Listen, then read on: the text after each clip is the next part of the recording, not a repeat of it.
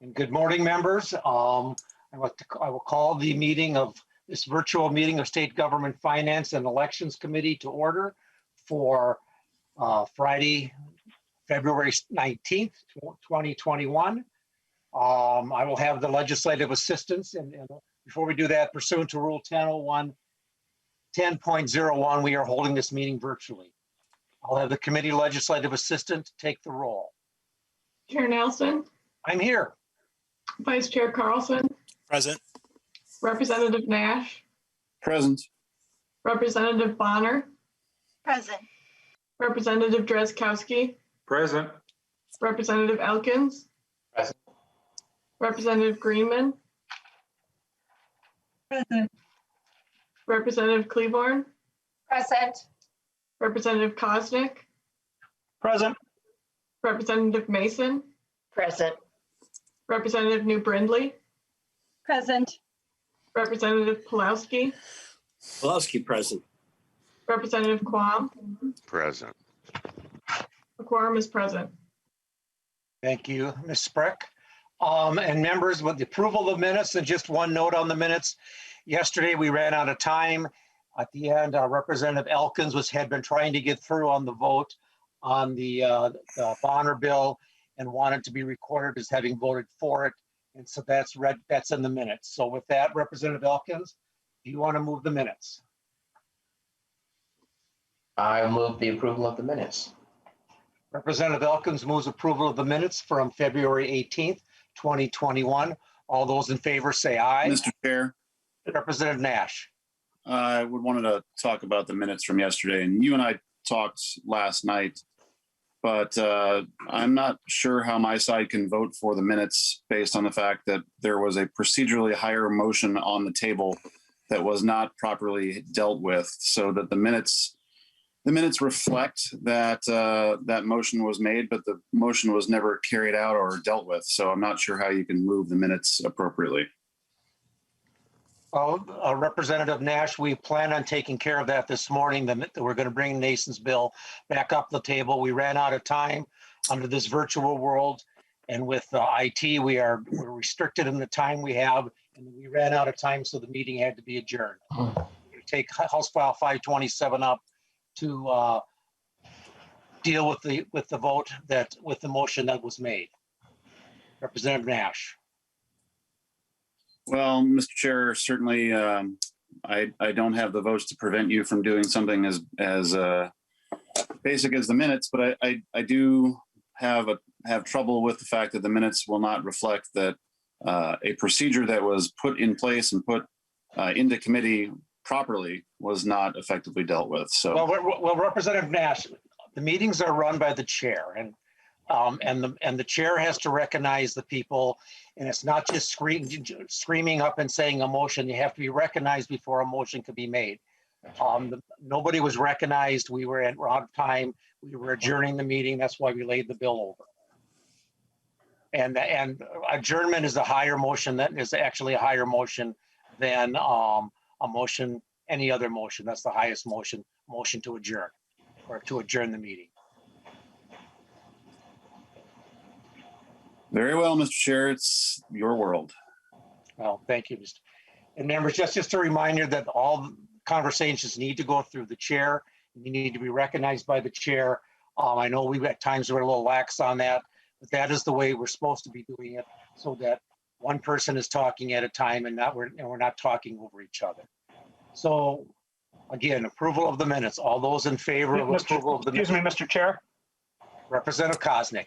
I've had my hand up, and if I could just make a couple comments, and I appreciate the discussion between Lead Nash and yourself, and I think it's an important discussion to have. It's kind of like the second time, at least in this committee, and I think I'd like to have this conversation offline, but working virtually, we just is very limited to be able to do that. But I think it's important enough that we recognize the voice of the minority in this process. And you have a difficult job as a chair, more difficult virtually, to recognize the members, allow for adequate testimony. And I think the majority needs to understand that at the end of the day, you're going to have the votes to do whatever you want in and out of committee. And we recognize that as well. But in our process through Masons, it's established that the minority voice should be recognized in debate. And I think part of the problem is that we are not being allowed to participate in the debate as a committee much. And like I said, I recognize the challenges of chairing a meeting, and I've had the honor to do that in the past as well. But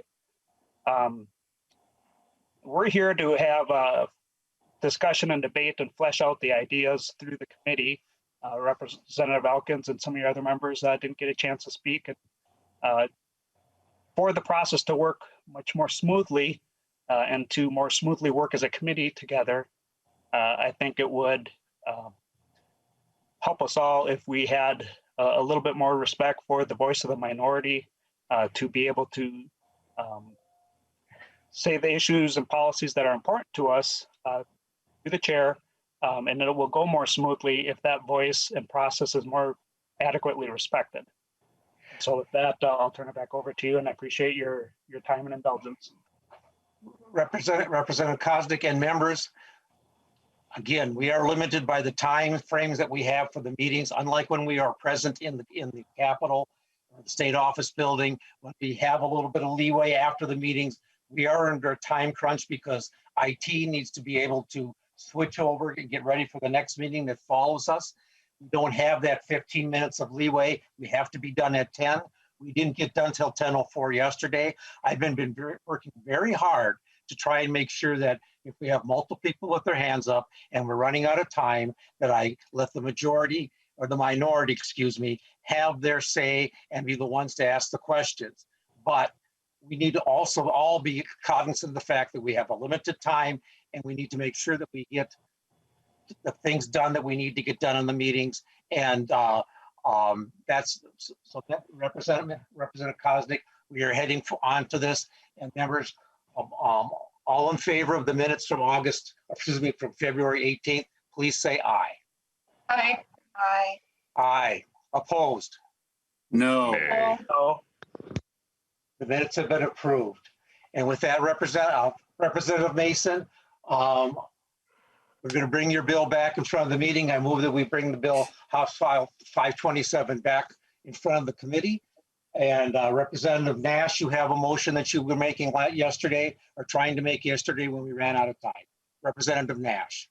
Yeah, thank you, Mr. Chair. And again, thank you for the conversation last night. And I do recognize that on most days you make a great attempt to let the minority have a voice in committee. But yesterday, as the bill was winding down, we had an amendment that still hadn't been taken up, still has not been taken up. And I believe that the proper thing to do would be, since you now got the bill back in front of the committee, to allow Representative Quam to offer his amendments, because laying the bill on the table now is a little bit anticlimactic. I tried to do that so that we could come in today with the bill still on the table, take it off the table, bring it before the committee, and allow Representative Quam to do his second amendment on the bill from yesterday, House File 527. So that would be my desire, Mr. Chair, is to finish the conversation relative to that bill. And I understand that the bill, yesterday you laid it over, but it is now before the committee, and would really appreciate your willingness to let Representative Quam do his amendment from yesterday, which I'm sure he's prepared to do. Representative Nash and members, this bill is being laid over. Hopefully that the people that are working on the bill, the author of the bill and the opponents of the bill, can work together sometime in the future if and when the bill comes forward. At that point in time, we can deal with the other amendments. I would, if we don't want to do the other piece of just letting you have your vote that you wanted to do, lay it on the table, I can lay it over and we can move on to the next bill. If we want to waste time arguing about this, we're going to be having a long meeting, and we're going to have a lot of long meetings. I would like to be able to get the bill set aside, and so that the members, the author of the bill and the opponents of the bill, can work on this in the interim before we take it up again. if we take it up again and try and get it worked out, the differences they have. So Well, Mr. Representative Chair, Nash, if you want your motion. Mr. Chair, I would say that the comment that you just made about wasting time says to me that the voice of the minority is wasting time. So again, it's your committee. I will acquiesce to you, but I believe that we should take up Representative Quam's amendment, and that it is not a waste of time, and that allowing process to be process is not a waste of time. And I would point out to you, Mr. Chair, the first time that you and I met was when I was in state government finance. You were in the minority, and we allowed for all of your amendments to go on.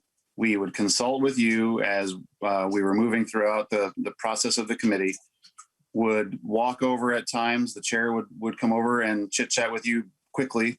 And if time was running out and you still had amendments and people to talk, we would come back at a later date or a later time that day. Now, I certainly understand that that is a smaller wrinkle, but we have done that in other committees where we've come back later that evening. So I would point out that it is not a waste of time to allow the minority to have its voice and to bring forward its amendments. So with that, Mr. Chair, I guess I'm going to let you do whatever you feel like you have to do. So Representative Nash, do you want to make the motion that you were trying to make when we ran out of time yesterday? At this point, Mr. Chair, since it really has lost its steam and you don't intend to allow the amendment to go on, I guess not. Then, Mr. Chair, or Representative Nash, I will lay the bill over for possible inclusion at a later date. With that, members, we'll move on to House File 1160, and I'm going to hand the chair over to Representative Carlson and Representative Carlson. Well, thank you, Mr. Chair. Why don't you, let's see, why don't you proceed with moving your bill? Members, I'll move House File 1160 and to be re-referred to Ways and Means Committee. Members, this is the Secretary of State's technical election bill that he's been working on for a few years. And as in the past, the Secretary of State has said that things that there are portions of the bill that if there's just there's not agreement on, that he's willing to pull them out so that we try to have a bipartisan supported bill here. And with that, members, I will hand the over to Sam Bonowitz from the Secretary of State's office, and she can walk us through the parts of the bill. Ms. Bonowitz, before you begin with your testimony, members, just to set some parameters around this particular bill, we absolutely have to wrap this one up by 9:30. So it is about 8:45 right now. That gives us a good 45 minutes to debate this bill, but we will be moving this bill at 9:30. So please, when we do get to member Q&A, that we are succinct with our questions. I'll remind members that we have several testifiers as well as 4 amendments. So let's get to work on this. Ms. Borowitz, please proceed with your testimony.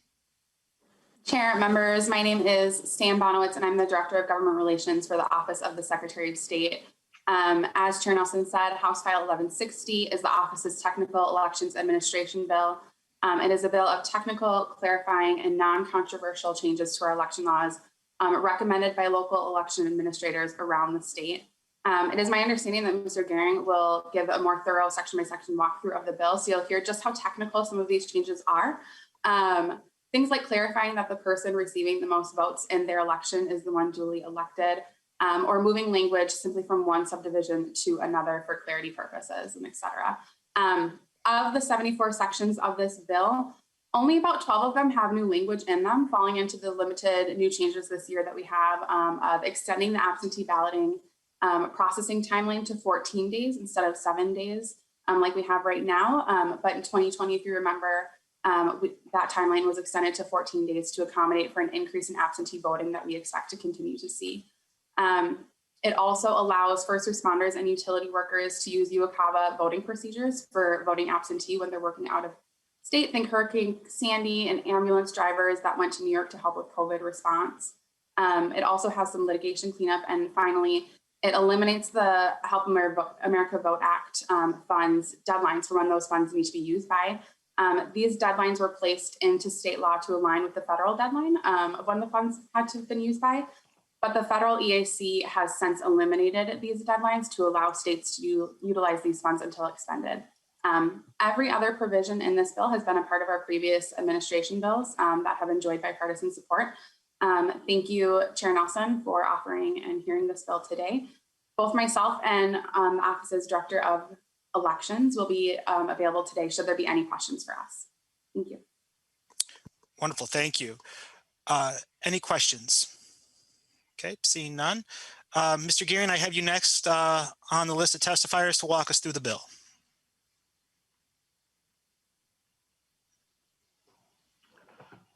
Mr. Chair, do you want me to do an entire section by section walkthrough of the bill or just the high points? Well, let's go to the bill author. Chair Nelson, what is your preference? Why don't we do the high points? We have some amendments that are on there. And so let's do the high points. And if there are questions, we can. Very good. Very good. Mr. Gearing, please proceed. Mr. Chair and members, so this is House File 1160. As Ms. Bonowitz said, this is a largely sort of administrative and technical changes bill for the Secretary of State's office. A number of the sections that you see in the bill are changing. It's on the same concept. It's sections that update terminology related to a person's residence for voting. You'll see that it changes wording from a person maintaining residence to a place where a voter resides, which Ms. Bonowitz can describe in more detail the impact of that. There are a number of other sections that this committee has seen before in past bills that effectively update other types of terminology in election statutes. One substantive change that I'll highlight for you is that this bill does codify the extension of the absentee voting window where ballots can be opened and counted from 7 days to 14 days. And there's a series of sections in the bill that implement that change. And Mr. Chair, I think that I'll maybe defer to all of you on other pieces of the bill and just take questions if you have them, because there are 75 sections in the bill and it would probably take a while to go through each of them. That sounds good. In previewing the bill myself, I was kind of grateful to hear that we were going to do the high level overview. So appreciate that. So Mr. Gearing, of course, available to answer any questions. I do not see any other testifiers for this particular bill. Chair Nelson, we've got 4 amendments. Seems like an appropriate time to get through those. Oh, wait a minute. We do have more testifiers.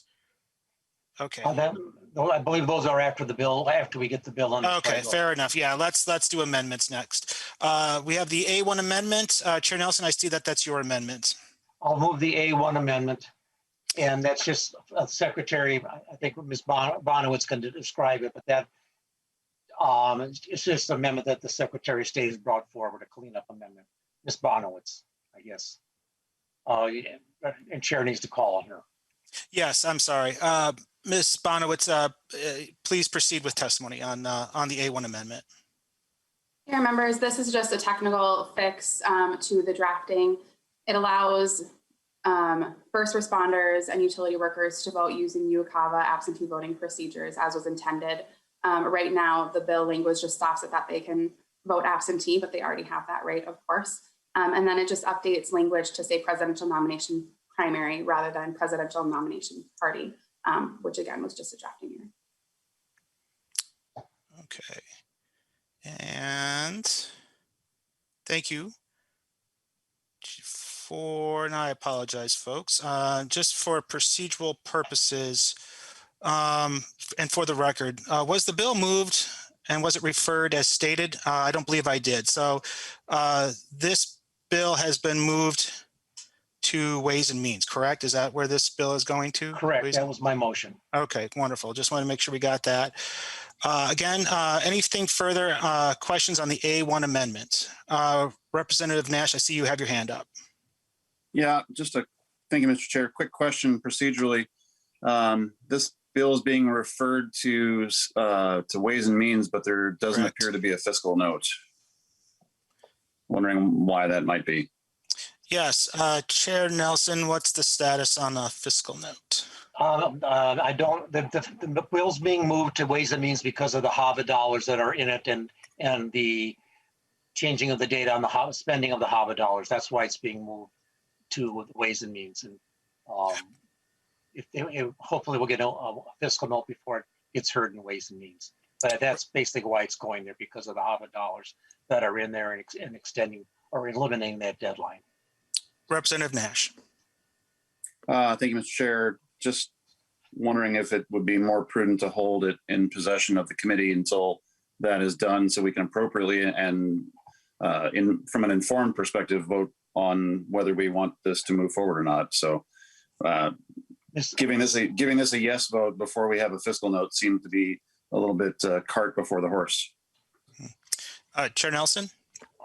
Maybe Ms. Roberts can explain. Ms. Roberts. Mr. Chair and members, I did not request a fiscal note on this bill because the only provisions I saw that had fiscal impact were the extensions of the HAVA appropriations, and maybe the Secretary of State can confirm that the other pieces of the bill don't have a fiscal impact.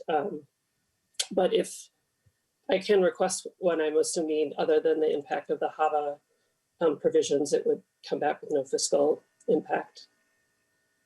Thank you, Ms. Roberts. To the A1 amendment, Chair Nelson, final comments on your A1 amendment. Mr. Chair, again, this is just a technical cleanup and to get the bill in the order that the Secretary of State brings it forward. It's just to clean up some things that they missed in the bill.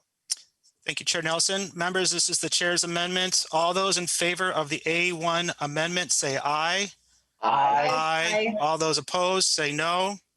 No. The A1 amendment is adopted. The next amendment is the A2. Representative New Brindley, if you would please proceed with testimony on the A2 amendment. Thank you, Mr. Chair. I'm sorry. Thank you, Mr. Chair. I appreciate the consideration. This is a bill with just a few provisions in it. Most of it is tweaking a little bit. For example, the first provision, subdivision 1A, is dealing with absentee ballot application protections. It prohibits anyone from soliciting or collecting absentee ballot applications from being paid based on the number of applications they collect. This really just mirrors protection related to voter registration forms. It's very similar to that provision. The next section regards ballot harvesting protections. This would prohibit ballot harvesting through the mail. It would require returning an absentee ballot on behalf of someone else to sign a log with their name, address, and phone number. It's currently already in statute that that you cannot return the envelopes of more than 3 voters, but as it stands now, we have no way to track that. We have no way to know if someone is actually returning more than those 3 ballots. So that log would solve that problem. It also increases the penalty for violating ballot harvesting laws from a misdemeanor to a felony. And that felony is really in line with most other laws regarding protecting the integrity of elections. The next section is regarding ballot marking procedures, protections. This would require those assisting a voter to mark their ballot to sign a log, again, with their name and address and phone number. And again, it's already in law. There are significant protections on how many ballots a person can help mark, and that's 3 ballots. But we have, again, no way of tracking that. So this would just establish a log to ensure that we can enforce that folks are just helping 3 people mark their ballots.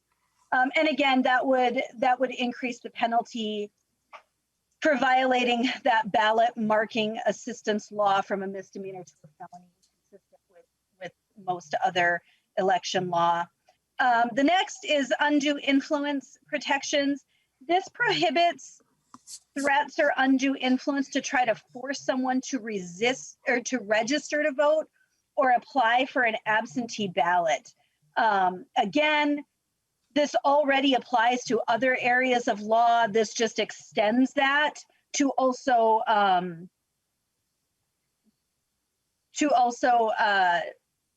the absentee ballot or registering to vote. Right now, it's just voting or selecting a candidate. So this just extends that undue influence prohibition. And then the last thing is bribery protection.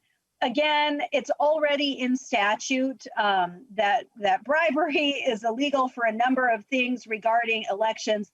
This adds a prohibition on bribery for registering to vote or applying for an absentee ballot. So that really is, and that's actually already a felony. That portion of the statute is already a felony. That's the bill in a nutshell. The one thing I would like to note about what I am proposing here, and I hope the committee recognizes what's not in this amendment. You know, I recognize that issues regarding election integrity are sensitive and not always bipartisan in their approach. But I really did try to skinny this bill down to make sure that these are things that we can all agree on. I did not include things like provisional balloting. I did not include things like a voter ID and things like that. Those things that we know are sort of hyper partisan. And so I tried to make sure that in this amendment, and actually I did offer this as a bill as well. I've requested a hearing on the bill. I've not heard back on that yet. But that's why I thought this is appropriate for the Secretary of State's election bill. Thank you, members, for your consideration. Thank you, Representative New Brindley. Again, Mr. Chair, I believe she has to move the amendment. I don't believe she did that. Yep, just getting back to it. So we're going to take one step back. Representative New Brindley, we're going to please move your bill. Thank you, Mr. Chair. And I apologize, I don't have it in front of me. I believe it's marked the A2 amendment. Is that correct? That's correct, yes. I'd like to move the A2 amendment. Okay, wonderful. Representative New Brindley moves the A2 amendment. Discussion on the bill. I see several hands. Let's see. Representative Drazkowski, you were first on my list. Thank you, Mr. Chair. Members, I was looking at the amendment, and I guess I have a question maybe for Mr. Gehring, or maybe is it Ms. Bonowitz from the Secretary of State's office? Section, I don't even know what part of the amendment this is. The section isn't numbered, but it's lines 1.17 through 2.12 outline and create a responsibility for the county auditor to record the name of the individuals that the ballot harvester is bringing to them. There are up to 3 individuals that they can, according to law, bring. And I remember the discussion I had with the Secretary of State a couple of weeks ago. It is already, as I understand it, I'd be interested in those 2 individuals commenting on it. It is already in law that individuals have to log that information onto a sheet before they give their ballot to the person harvesting them and delivering them to the auditor's office. So Mr. Chair, the question is for us to understand exactly what's in law now and what is the Secretary of State and what are the county auditors doing in order to facilitate the law that we have now. Okay. Thank you, Representative Drazkowski. Ms. Bonowitz, is this a question you want to take? And again, I mean, again, I want to be succinct here. I don't think, we're all capable of reading the bill. We're all capable of reading the amendment. I don't think we need a total rehash on our current election laws. But Representative Drazkowski, succinctly, can you restate your question, please? Yeah, well, Mr. Chair, this is very important. We need to understand, before we bring an amendment like this or consider this part of law, we need to understand what is going on now. So the question is, what are the county auditors and the Secretary of State doing now when presented with what I understand to be a log that is required by a person bringing up to 3 ballots to the county auditor's office? What are they doing in order to properly record them now? Are they not recording them now when we have it in law that they're supposed to, in order to facilitate this ballot harvesting, this piece of ballot harvesting that we have in the law? Are they not recording them? Okay, I did hear a question there. Ms. Bonowitz, I see you have you're unmuted. So if you would please respond to Representative Drazkowski's question. Chair, members, this is actually in our rules. And if it's okay, David Maeda, our office's Director of Elections, can go into a little bit more detail about what happens in that process right now, but it is within rules. Okay, wonderful.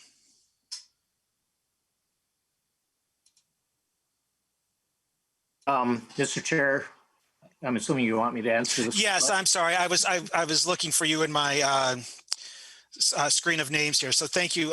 Please proceed. Mr. Chair, for the record, my name is David Maeda, and I'm the Director of Elections for the Secretary of State. To your question, Representative Drazkowski, yes, currently in our rules, anytime a person brings back a ballot that is not their own, it is required that that gets logged in by the county or the entity, city or township accepting the absentee ballot, and they have to sign a log and present a picture ID verifying who they are. And that's, any voter that, any person that returns another voter, it has nothing to do with the 3 limit at this, in our current rules. It's returning anyone else's ballot. So, Mr. Chair, if I could. Yes, Representative Drazkowski. And I didn't catch the gentleman's name. Mr. Maeda. Mr. Maeda, thank you. Maeda, yes. Thank you. So, Mr. Maeda, and I understand that part. So the person bringing the ballots in is required to have a log with the voters' information on it, as you mentioned. What is the government required to do then when that individual shows up? Mr. Maeda.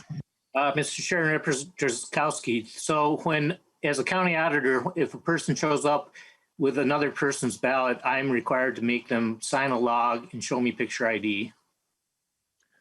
Representative. So, Mr. Chair. Yes. Thank you. So, Mr. Maeda, if we went around to each of the county auditors in the state, we should have a log that they have. We should be able to obtain through data practices the logs of everybody who delivered absentee ballots via someone else to the election in that jurisdiction. Is that right? Mr. Maeda. Mr. Chair and Representative Drazkowski, yes, you can request that information, and they should be able to provide you the log that they kept. Representative Drazkowski, final comments? Thank you, Mr. Chair. Mr. Maeda, I'm informed at a level that I wasn't before, and it'd be interesting to see whether the government's actually doing that. Okay, thank you. Next on this particular amendment, Representative Quam. Thank you, Mr. Chair. And the crux of this amendment is to show the people of the state of Minnesota that we have election integrity measures, that we are performing them, and they could have more confidence in the election. We have a history going back over a decade of even statewide elections being decided by a few hundred votes.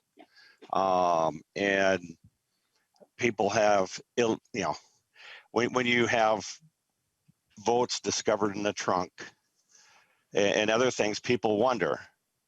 And this amendment really is helping those people that have concerns to realize that we as a legislature want to ensure and show that we have increased integrity with our election, and they can be at ease and calm.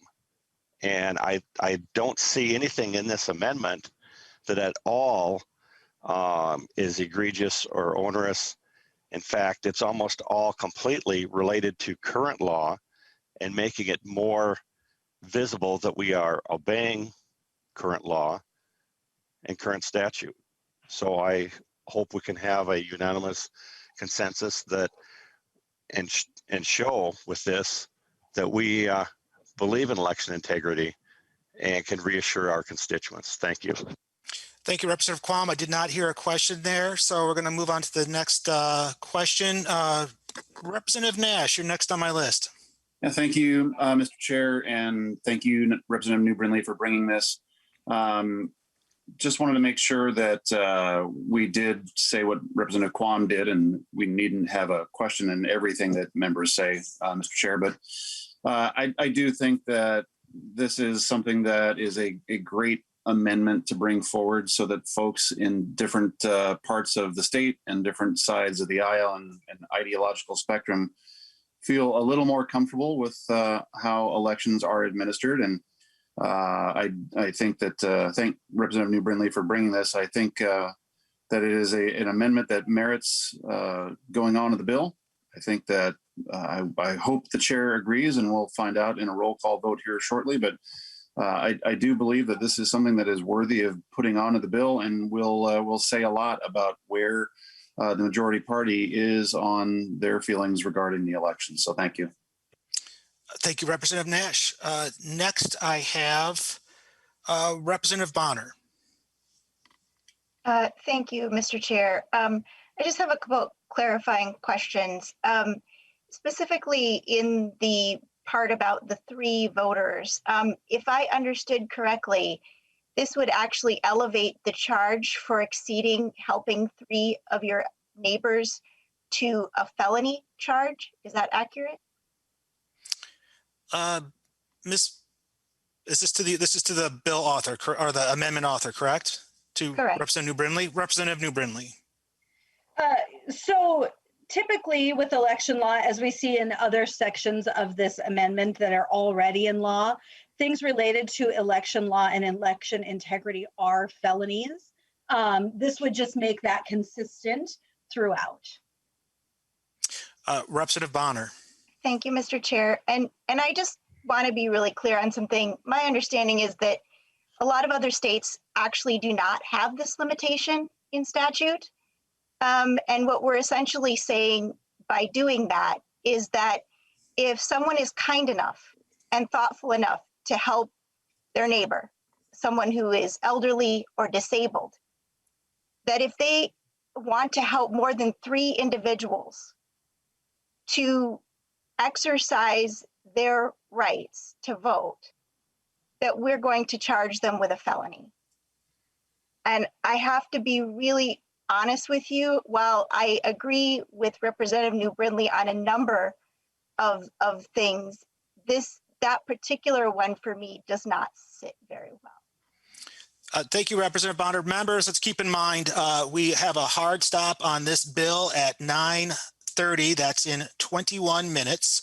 I still have 2 more amendments I need to get to. Representative Drazkowski, we already had you go once. Please be succinct with any follow-up questions here. We do need to move on. Representative Drazkowski. Thank you, Mr. Chair. I don't have a question. I will be succinct. And Thank just you, sir. to respond to Representative Bonner, I mentioned in an earlier meeting, and I've talked to the chair about it, and I'm excited about showing to members an individual in our state, Minneapolis, that harvested 300 ballots in 1 day, self-admitted on video, and that was in 1 day. Many of them were unopened, and that is what we have going on in this state, Mr. Chair. That is why the felony level is very appropriate. We got to make sure this doesn't happen and that we have integrity in our elections. Thank you, Mr. Chair. Okay, Representative Drazkowski, I'm sure we could debate that. That has been proven false, but we're going to move on here. Chair Nelson, before we do final comments from the amendment author, please, your hand is up, sir. Please make your statement. Mr. Chair and members, this is purely a technical bill to clean up things enacted. This is actually an addition to the statute, not a technical change. This is actually a more substantive change, and I do not support this amendment and urge our members to vote no. Okay. With that, I don't believe I heard a mention of a roll call vote on the Mr. A2 Chair, I would amendment. request a roll call. Mr. Chair. Okay, Mr. very Chair. good. Yeah, just Can I have a final comments as well? yes, Representative New Brindley, please. Yes, please.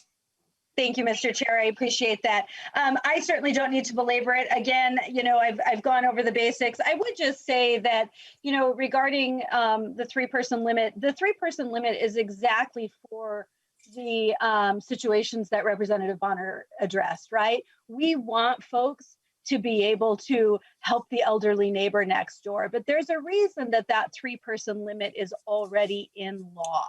And that's in law to prevent nefarious activities. So this simply, again, creates uniformity around the penalties regarding election law.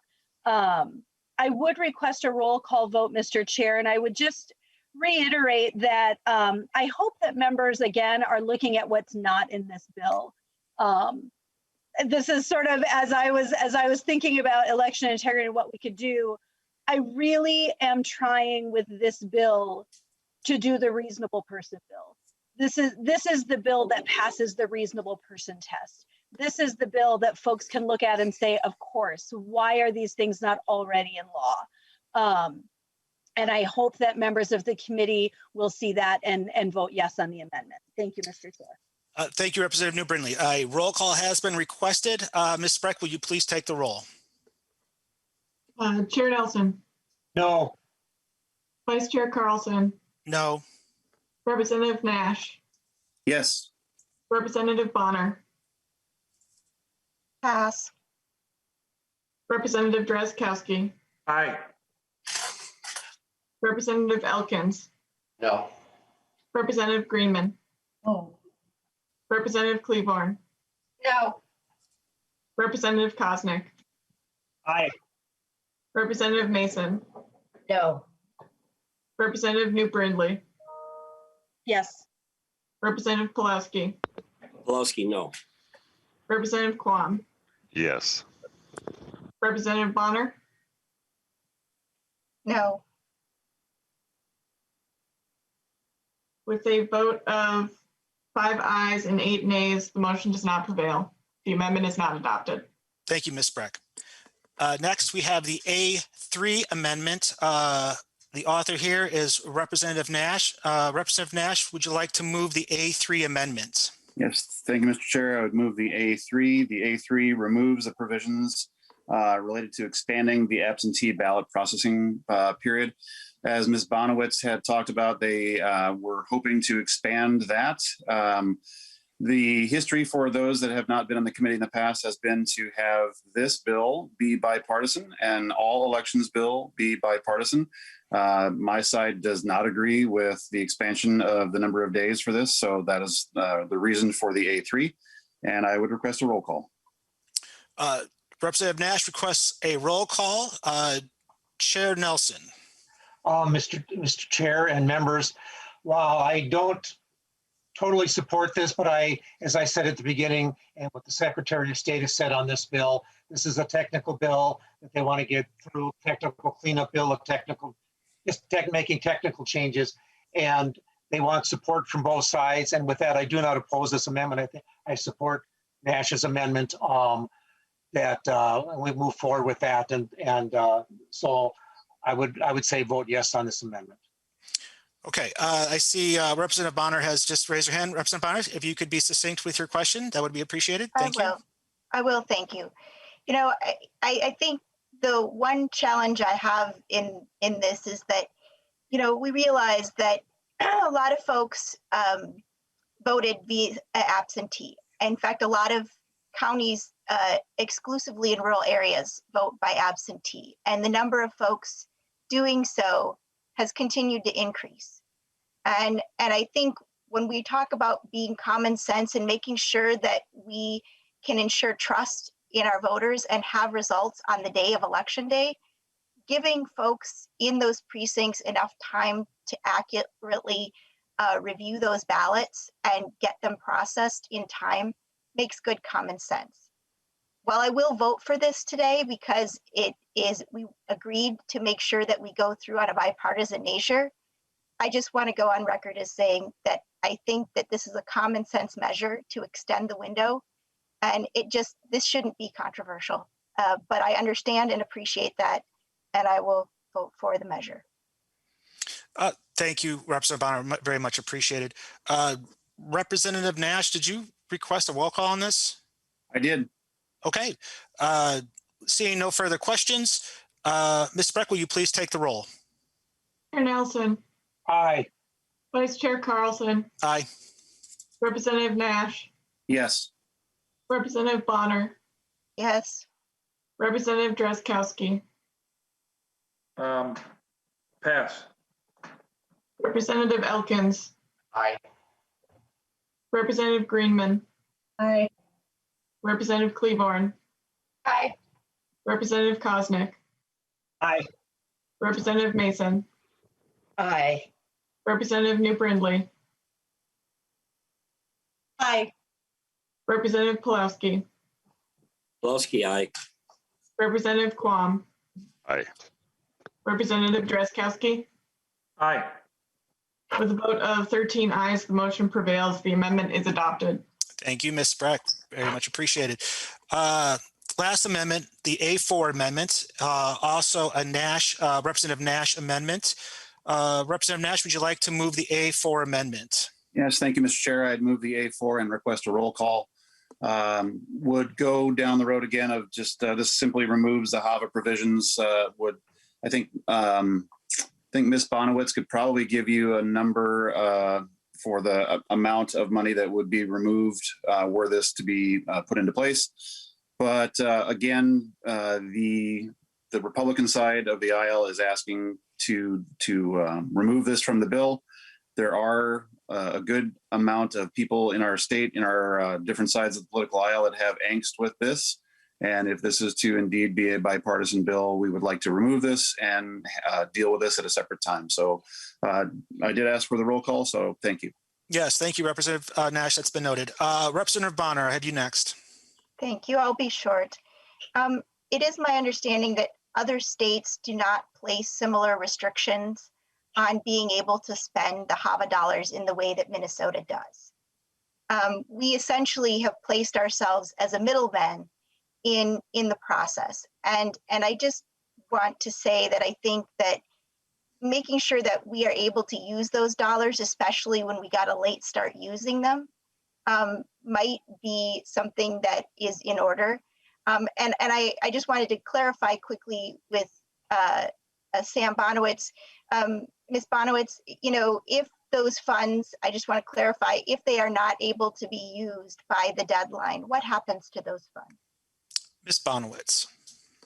Chair, members, those would revert back to the federal government. And one of the reasons why we had this deadline put in this law was because the federal government had this deadline that we had to use these funds by the state.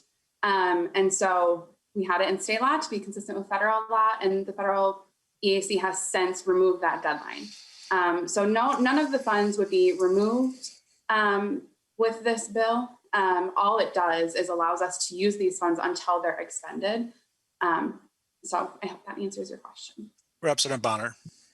Thank you. I appreciate that. And, I think there's a reason that we took those deadlines off at the federal level, in particular, to make sure that we allowed states the flexibility to use those funds appropriately and to use them to fortify our elections. Let's not lose sight of what they were for. And with that, I will, of course, agree to this amendment again in the spirit of bipartisanship. But I just want to go on record saying that removing those deadlines is really a common sense measure to allow the state the flexibility to fortify its elections with those funds. Thank you. Thank you, Representative Bonner. Again, members, as I stated at the beginning of the onset of this particular bill, we have a hard end by 9:30. We have other bills on this agenda, so we've got 10 minutes, and we still have 3 testifiers listed, as well as some Q&A. So let's keep this moving. Please keep your comments and questions succinct. Again, to the A4 amendment, I have Representative Quam next. Please proceed. Thank you, Mr. Chair. And we talk about HAVA repeatedly in this committee, and hopefully at some time we'll actually bring a bill forward that will help make us compliant with HAVA instead of being one of the 3 states that has an exemption from the portion of HAVA that guarantees everyone can cast a vote, and that's the provisional ballot. And thank you. Thank you, Representative Quam. I appreciate your succinct comments there. Chair Nelson. Well, like Representative Bonner, I don't totally support this amendment, but because of the Secretary of State's wanting to have a bipartisan bill, I believe we should vote for this amendment. As was stated, this is not new money. It's money that was already been appropriated and they're able to use. All this is taking the date off of it where they would have to have the money spent by to comply. We put that on to comply with the federal law, original law. The federal government's taken that off. This is just the language in the bill is basically trying to comply with federal law. It is no new money, but again, to make this a bipartisan bill, I support the Nash amendment. Thank you, Chair Nelson. Representative Nash, final comment on the A4? Thank you, Mr. Chair, and we'll proceed to a vote. Wonderful. Ms. Spreck, please take the roll. Chair Nelson. Aye. Vice Chair Carlson. Aye. Representative Nash. Aye. Representative Bonner. Aye. Representative Drazkowski. Aye. Representative Elkins. Aye. Representative Greenman. Representative Greenman. Sorry, I was on mute. Representative Cleaborn. Aye.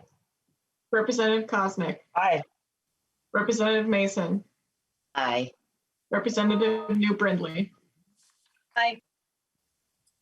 Representative Pulaski. Pulaski, aye.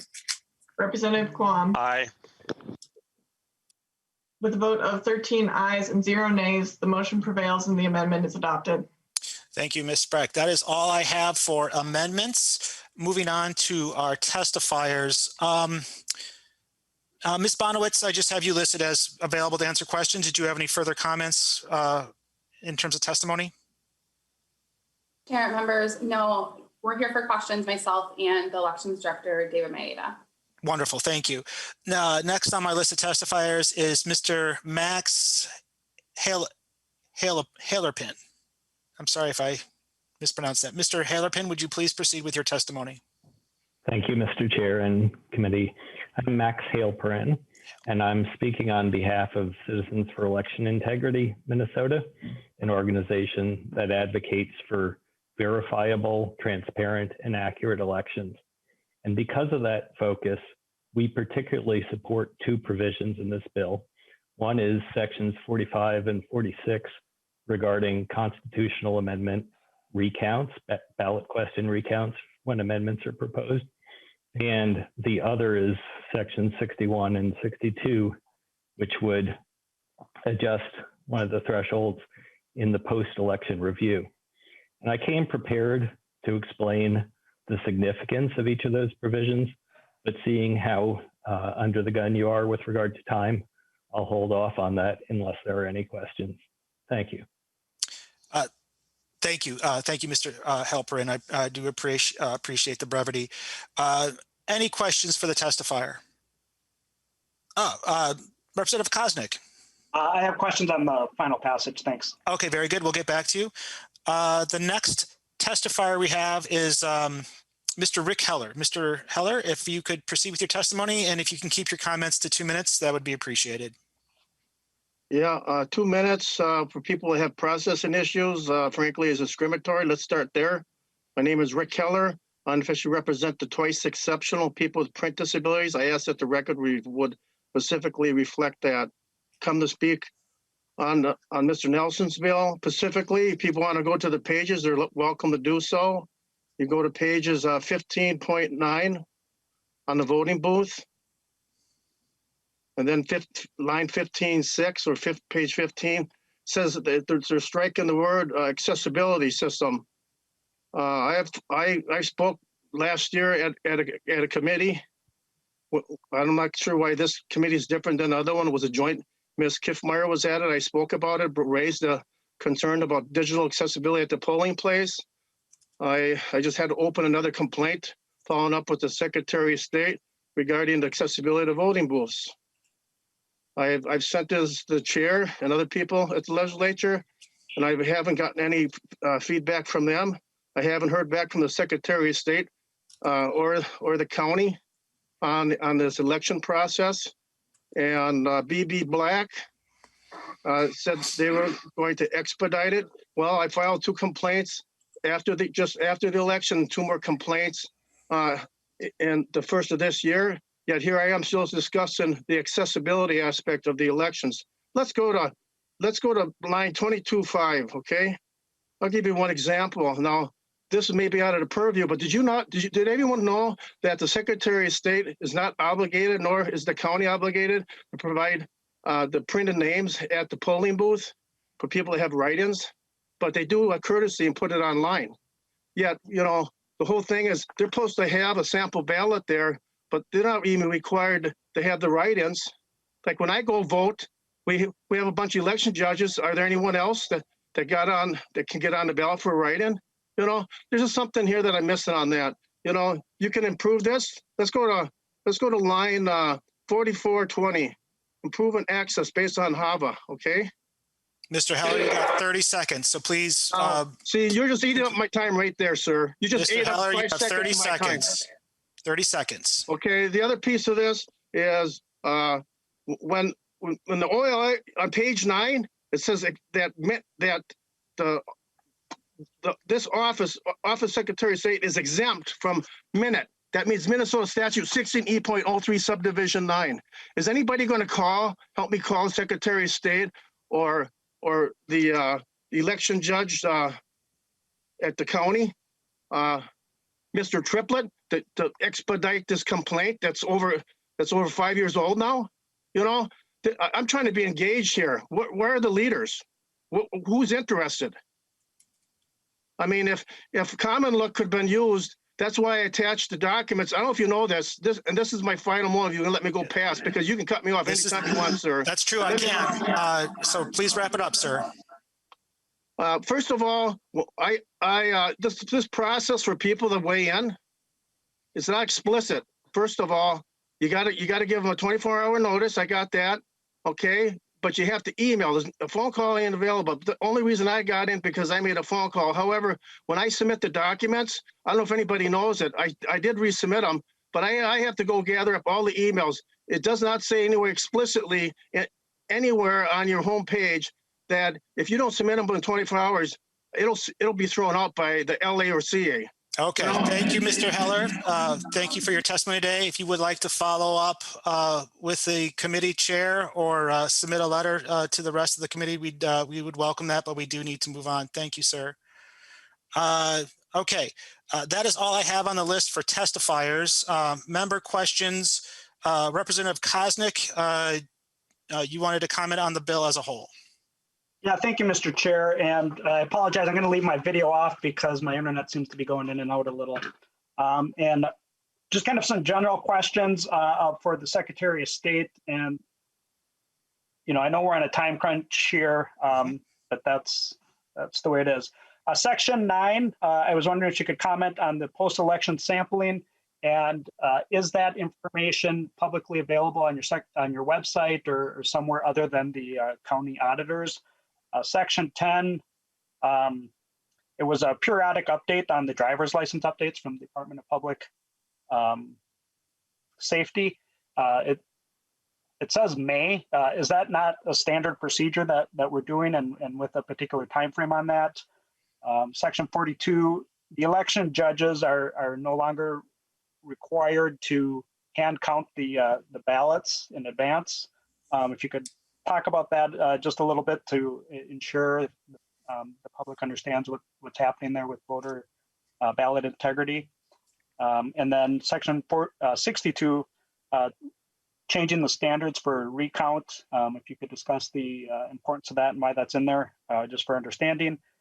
And section 66 in the primary, deleting some public information, the part in there.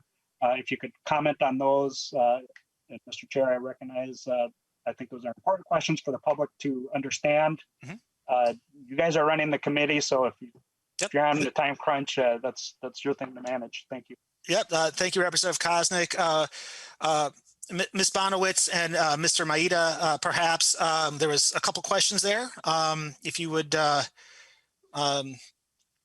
please proceed with your response. Chair, members, Section 9 just provides a deadline for when county auditors need to submit this information to us, and that's because we have a legislative report that we submit on the postal verification cards and the ones that are returned as undeliverable, so that is public information.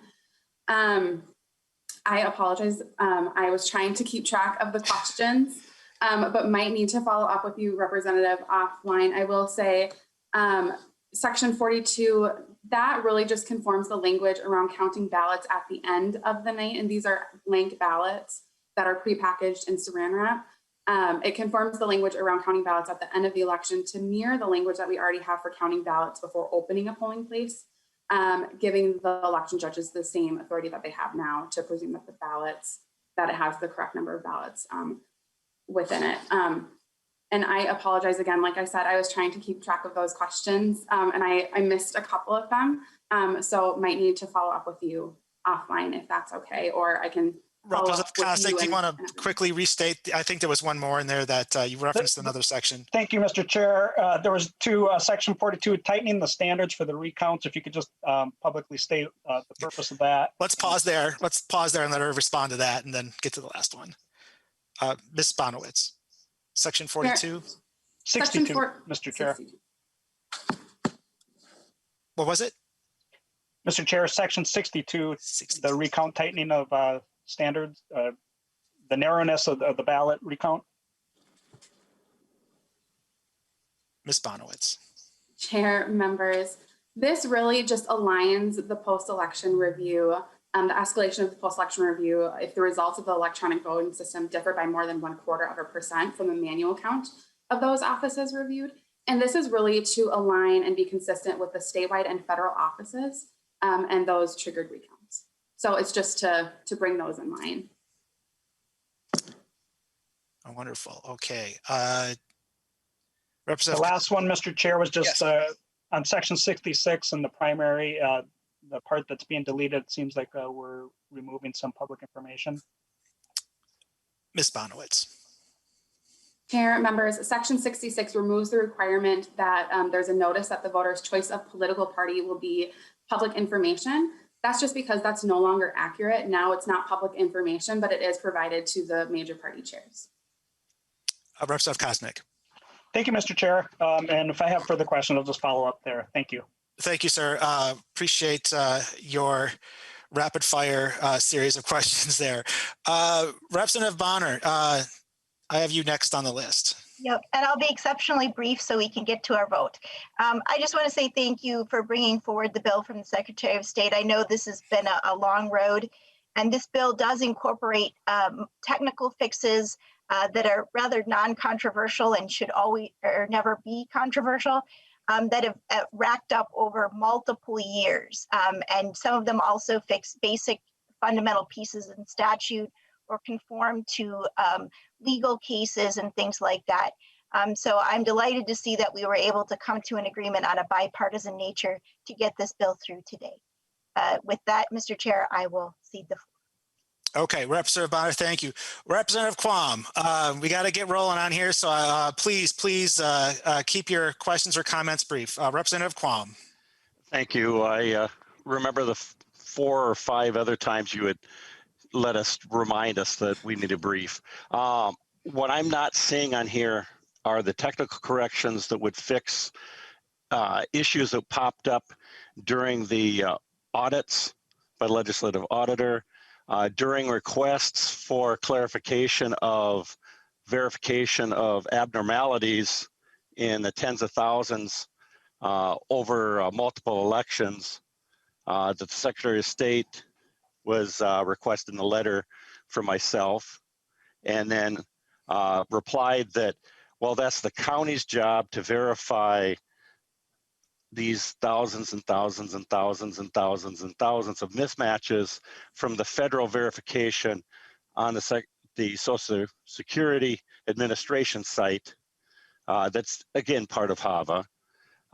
When I queried 15 counties, the responses, and they ended up having the county auditors association had respond that, well, the counties can't do this verification.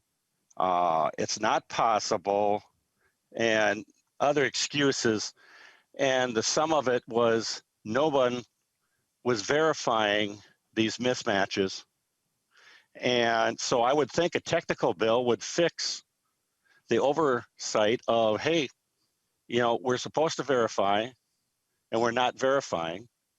There is no fix to the, you know, the audit. Again, this committee and in its form back in a couple sessions ago, so March 2018, you know, that audit revealed more than 26,000 individuals whose status was marked challenged because they failed one or more eligibility tests voted in the November 2016 election.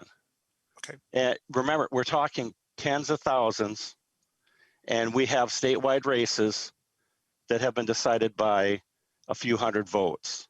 So I would like to find out why the technical bill correcting issues totally skips addressing these, you know, little abnormalities that are orders of magnitude greater than the difference in statewide races, let alone local races that are often decided by, Okay. you know, 1, 2, 5, 15 votes. Thank you, Representative Quam. We got the gist of it. I'm going to let Chair Nelson, the author of the bill, speak to that in his closing comments before we move to a vote. Chair Nelson. Thank you, Mr. Chair, and thank you, members. This, like I said, this bill is a technical cleanup bill. And like we said, with the amendments that we saw from Representative Nash, the Secretary of State said the things that are objectionable to either side that they'll take out. I think some of the things that Representative Quam talked about were things to be objectionable to our side of the aisle and would not be supported in a technical bill that we want to have bipartisan support for. Again, that's what this bill is, just a technical cleanup, fixing some things that are in loss, fixing some things, just reclarifying things. And so, members, with that, I ask for your yes vote. Okay, Chair Nelson renews his motion to refer House File 1160 as amended to the General Register. The committee to Ways and Means. Mr. Chair, real quick. Chair Nelson, I'm sorry, who was, I didn't see. That's Representative Nash. Representative Nash, I'm sorry, Representative Nash. Thank you, Mr. Chair. With the removal of the HAVA funding, I'm not exactly sure that the referral to Ways and Means is appropriate or needed. Yeah, I thought we were going to the General Register myself. I'm looking for clarification. I guess the initial referral was to Ways and Means. Mr. Okay. Chair. Chair Nelson, yes. The original referral was to Ways and Means, and I guess Ms. Roberts can clarify that if it needs to go there, if we put down reference to the HAVA funding. Okay, it's a really good point. Ms. Roberts. Mr. Chair and members, I think we need to clarify, there was discussion of the removal of the HAVA funds, but amongst the staff, Mr. Garing and I, we think you actually voted on the A4 amendment again, and it's the A3 amendment that removed the HAVA extensions. Okay, I'm looking at the A3, the Nash amendment, which was adopted. It may have been, you may have been referring, sorry, Mr. Chair. Okay, hold on here. And Mr. Chair, I know that we brought Yes. forward and adopted both the A3 and the A4. That's correct. Okay. Oh, the A3 was HAVA. But was I just stating them? Maybe, I think in my notes I had them interchanged. Is that what happened? Yeah, they got mixed up. Okay. Ms. Roberts, then we're still with our final renewal of the motion of the House File 1160 as amended to the General Register. Mr. Chair, if the A3 was adopted even and just referred to, if it was adopted, then the fiscal provisions are removed, and I think it could go to the General Register. That's my understanding as well. So, Mr. Chair? Yes, Chair Nelson. I will amend or change my motion that House File 1160 as amended be referred to the General Register. Okay, that's my understanding as well. Just so that we're correct on the record, Chair Nelson renews his motion to refer House File 1160 as amended to the General Register. The committee legislative assistant will now take the roll. Chair Nelson, Aye. Vice Chair Carlson, Aye. Representative Nash, No. Representative Bonner, Aye. Representative Drazkowski, No. Representative Elkins, Aye. Representative Greenman, Aye. Representative Cleaborn, Aye. Representative Kosnick, No. Representative Masin, Aye. Representative New Brindley, No. Representative Pulaski, Pulaski, aye. Representative Quam. Nay. With a vote of 8 ayes and 5 nays, the motion prevails. Thank you, Ms. Breck. Next on our agenda is House File 788. I'm going to refer the chairmanship back to Chair Nelson. Thank you, Vice Chair Carlson. Representative Garofalo, are you still here? Oh yeah, I'm still here. What missed this for a not a chance. So we can have the bills in front of us. Representative Garofalo has 3 bills that basically do the same thing in diminishing orders of how much that they do, and they're dealing with campaign finance issues. So I'll move so we have the bills in front of us and we can discuss all 3 at once. House File 773 to be laid over, and we're going to do that for all 3 bills, lay them over for possible inclusion. And members, I've been informed that because we're on Friday, we can go a little bit longer.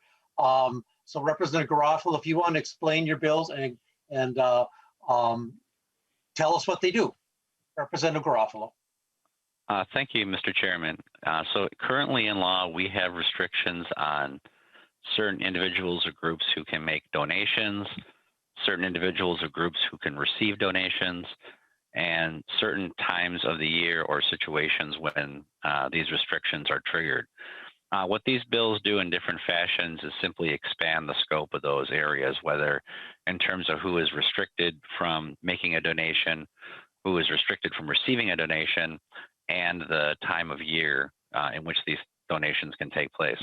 I will highlight that one of the versions that we, in terms of the time restriction, we focus on the purpose of the bill is to make sure that there isn't sort of this rush to the lobbyist coffers fundraising that takes place after an election and before a first session, before the first day of session.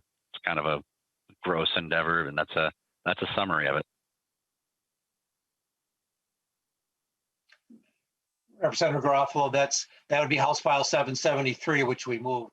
And how does that compare to House File 774 and 770? If you get my numbers right, 788 with the levels. Say that again, Mr. Chairman, you cut out. What can you describe all 3 of the bills? Like I said, 774 tweaks that in a different way, and 788 tweaks it in a totally another different way. So if you want to explain the difference between all 3 of them. Sure. So on 773, what happens is that so I check my notes here. So 773 basically expands the window that's in 788. So in 788, we expand who is prohibited from making those donations. So under current law, we have specific groups. If you look at the nonpartisan research summary, Mr. Chairman, it says that under current law, the types of contributions that are prohibited are those from registered lobbyists, political committees, political funds, right? And so what this does is that it broadens that scope of individuals. The 773 version of the bill takes those broadened scopes and also includes that window of from after the election until the first day of the legislative session. And then it also includes that these prohibitions right now only apply to regular sessions. This would expand it to include special sessions. So if you think about it, the entire purpose of having these restrictions in place is it's very unseemly to have members going out, raising money from political action committees and lobbyists, and then voting on that same bill the same day. Yet that's what is allowed under current law during a special session. Now, I will say, and again, this is pointed out in the research summary, that there's a House rule that in theory prohibits this, that during a special session, these restrictions are not, but this House rule is largely unenforced. And then when it comes to House File 774, this has to do with just the restrictions on contributions and receipt of those contributions. So again, we can avoid what is happening right now, which is political action committees, lobbyists are able to contribute to state parties. They're able to contribute to certain basic political operating units at the local level. And outside of right now, the restrictions are only applied to caucus fundraisers. And so this is a pretty big loophole. So that's the best I can do in 4 minutes. Yeah, I see how you said the one adds I guess the lower level one, the way I'm describing them, and it may not be totally accurate, but is the one that says we can't add special sessions when we can't collect money, puts it in law, even though it currently is a House rule. And you can, when I get done, you can correct me. Then the other one, the next one, 770 or 788 is the one that, anyway, so any further questions on the bills, on all three bills? And we're kind of discussing them all because they're kind of all dealing with the same thing. Members, any further questions? Representative Quam. Thank you, Mr. Chair, and I want to thank the author to, it's nice seeing somebody step up and say we need to have more integrity, but also to show our public that we expect a greater level of visible integrity with our elected officials. So I want to thank the author. Thank you. Further questions or comments?